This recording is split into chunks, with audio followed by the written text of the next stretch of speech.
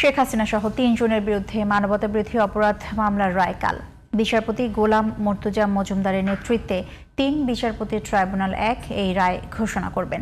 রায়ে আসামিদের সর্বোচ্চ সাজা ও তাদের সম্পদ বাজেয়াপ্ত করে জুলাই যোদ্ধা ও তাদের পরিবারকে দেয়ার আবেদন করেছে প্রসিকিউশন।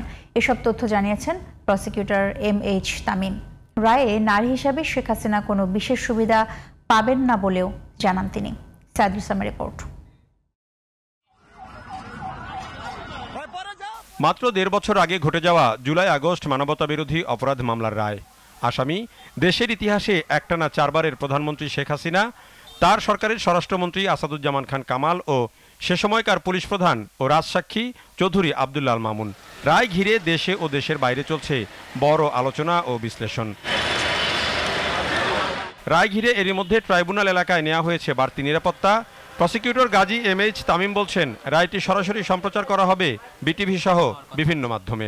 আমরা আশা করছি যে কালকেই এই ট্রাইব্যুনাল উক্ত মামলার রায় ঘোষণা করবেন। রায়ের যে অংশটুকু ট্রাইব্যুনাল এখানে পড়ে শোনাবেন, সেই অংশটুকু ট্রাইব্যুনালের অনুমতি সাপেক্ষে বাংলাদেশ টেলিভিশন এবং বাংলাদেশ টেলিভিশনের সাথে চুক্তিবদ্ধ যে কয়েকটি সংস্থা আছে এবং বাংলাদেশ টেলিভিশনের মাধ্যমে দেশের সকল গণমাধ্যম সরাসরি সম্প্রচার করতে পারবেন। নারী হলেও শেখ হাসিনার বিশেষ কোনো সুবিধা পাওয়ার সুযোগ নেই বলে জানায় প্রসিকিউশন।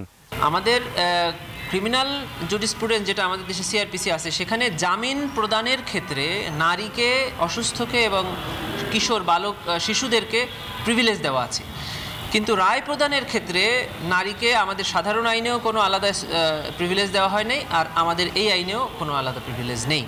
অর্থাৎ রায় প্রদানের ক্ষেত্রে আসামি নারী হোক পুরুষ হোক, তিনি তার অবস্থানে থেকে কি অপরাধ করেছেন সেই অপরাধের গ্র্যাভিটি বিবেচনা করে শাস্তি প্রদান করা হবে বা মামলা প্রমাণ না হলে খালাস প্রদান করা হবে। আসামিদের সম্পদ বাজেয়াপ্ত করে জুলাই যোদ্ধা ও তাদের পরিবারকে দিয়ে দিতে আবেদন জানিয়েছে প্রসিকিউশন।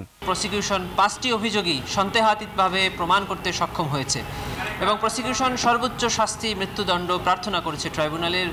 শুধু তাই নয়, এবং এই আসামিদের সম্পত্তি বাজেয়াপ্ত করে এই মামলায় বা এই ঘটনায় যারা ভিকটিম আছে, শহীদ আছে, আহত পরিবার আছে, তাদের বরাবর হস্তান্তরের প্রার্থনা আমরা জানিয়েছিলাম। শেখ হাসিনাকে ফিরিয়ে আনতে ট্রাইব্যুনালের রায়ে সাজা হলে কনভিকশন ওয়ারেন্ট জারি করা হবে বলেও জানায় প্রসিকিউশন।